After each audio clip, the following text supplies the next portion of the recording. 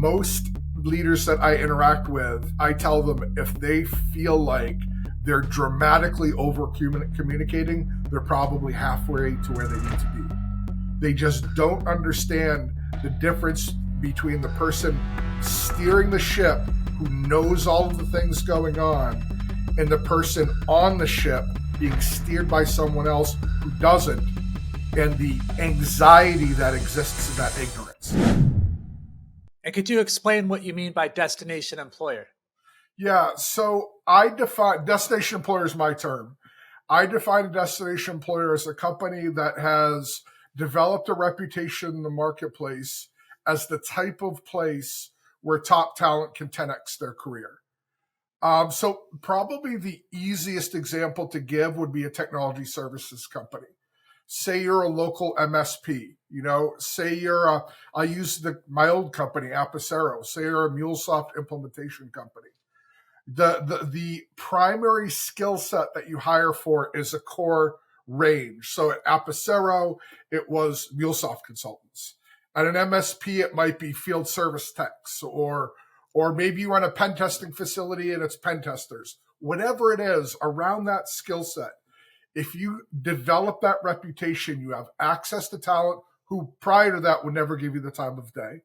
You incentivize that talent to stay with you long term, which means you're reducing your recruitment costs. And you're incentivizing them to perform at a high level because they know if they stay with you, their careers will accelerate. And if there's any truth or consistency in top talent, it's the desire to grow.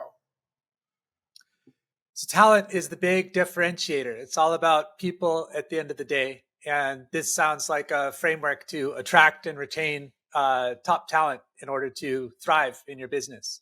Exactly correct. Again, the most obvious is technology services, because in any service industry, there's no secret sauce. And if there were, it would be the people. When it comes to product companies, it's still very true, but there's a difference in metrics, because in a service company, your bench, if you will, is a part of your company's valuation. So for example, when Apicero was acquired, we had over 2,500 MuleSoft consultants under our banner, which significantly increased the value of our company. If you're a product company, those companies are always trying to tool out overhead. So to find some type of tool they can leverage to minimize the number of coders or what have you. Now, mind you, again, top talent's still hyper relevant, but it's not a part of their valuation, if that makes sense. Yes. How can SMB leaders ensure their recruitment, onboarding, and retention strategies are interconnected effectively?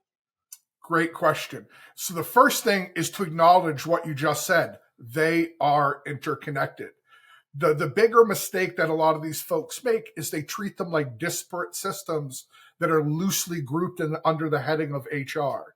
Nothing could be further from the truth. Everything from your candidate's first interaction with your employer brand straight through their exit interview when they leave your organization is one cohesive system that's different processes fit together. Think like Legos. It's all connected. So that's the first thing. The second thing is to truly understand the culture and work style of your organization and the mindset of your key demographic of candidate. Again, another example of this might be a company like McKinsey. What is McKinsey? They're the largest management consulting company in the world. Who is their core demographic of key skill set? Management consultants. So when they're putting together the culture of their company, it needs to be in service to that type of person. A military example is a former Marine. Every Marine is a rifleman first. The function of the Marine Corps is to put as many riflemen in the field as possible. So every military job in the Marine Corps other than 0311 is in service to that mission.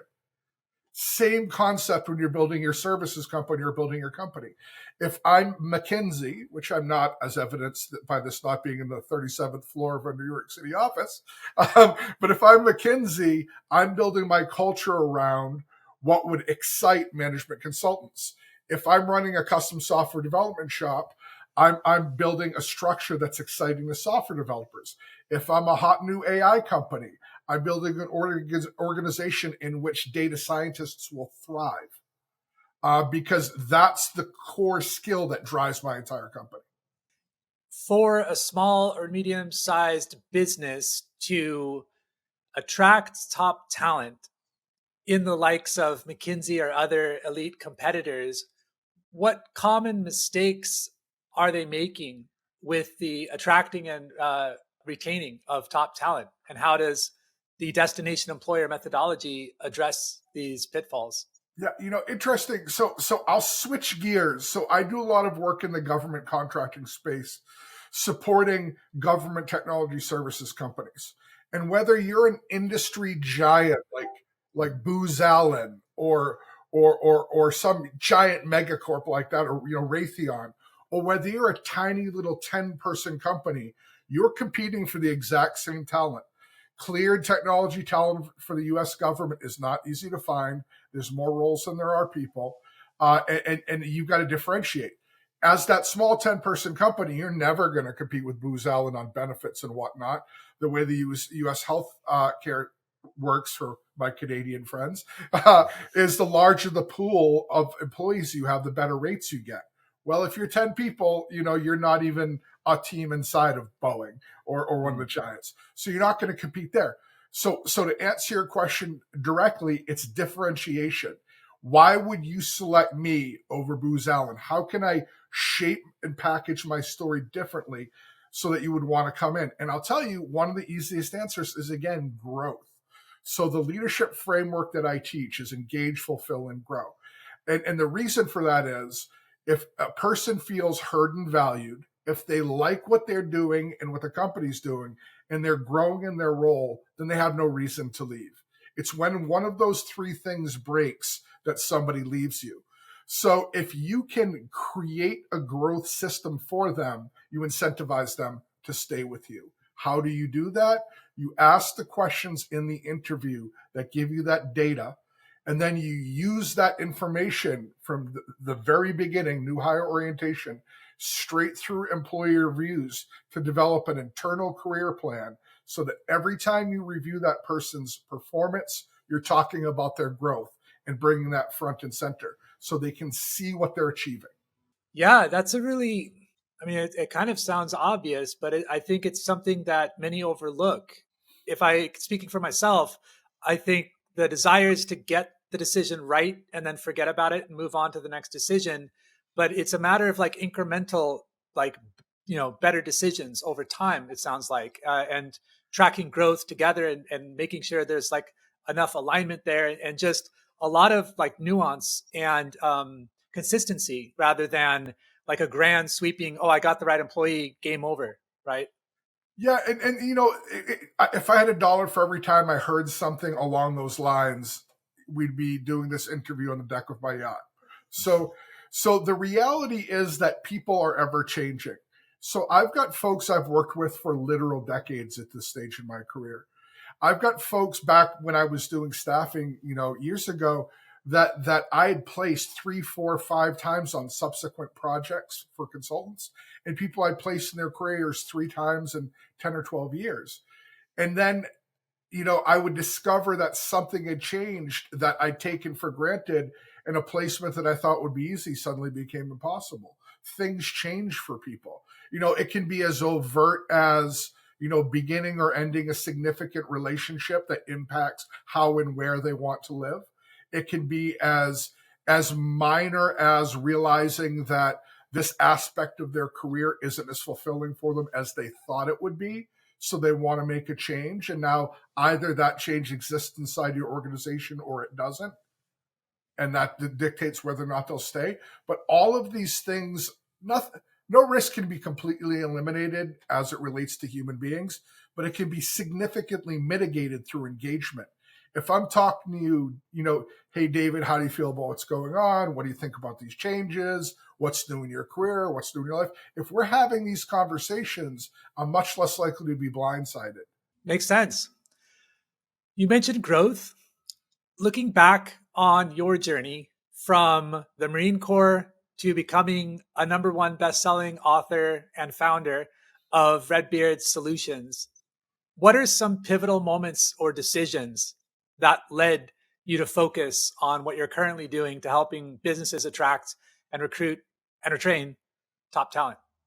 There are several. The first big one for me in transitioning from Marine to civilian was understanding that while the leadership philosophies and strategies I've been taught in the Marines are wonderful and I still use them to this day, the way they're applied is wildly different. The social structure of the Marine Corps is very different than a small recruiting office in Waltham, Massachusetts. I we might have time to talk about this later, but my first civilian leadership role was as a junior supervisor.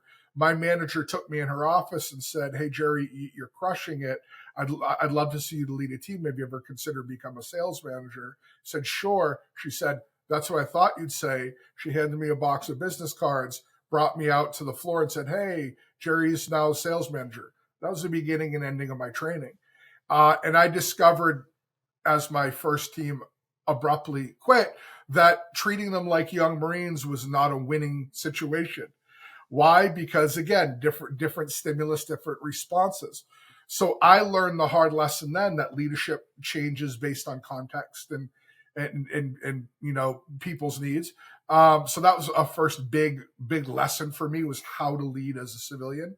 And then later on, it really came. So I started my career as a recruiter. I moved from there to sales management, branch management. I managed the New England territory for Kelly IT, which in those days was a $6 billion piece of business. Then I started working with about 80 different technology services companies when I opened my own practice. And the recurring theme that I saw was that leaders, and similar to my own lesson, didn't understand that civilian leadership of a growing team of people is about them and their needs and how you can help them to achieve them rather through the vehicle of your company, not your desire to get a goal. And when I came to understand that, everything fell into place. The book, Destination Employer: Attract, Recruit, and Retain the Top Talent in Your Market, is an Amazon bestseller, available on Amazon. And your website, redbeardsoul.com, recruitment as a service. Is there anywhere else that you would like to point people to follow along with what you're doing? Sure. So I actually created an online program based on the book. So if people don't want to hire the consulting company, maybe they're too early stage, they don't have the budget for that. It's called destinationemployer.co. They can go there, or they can go to LinkedIn. And I'm on LinkedIn an embarrassing amount of the time. So I'm an easy person to catch. It was a pleasure, Gerry. Thanks for talking with us today. You as well, David.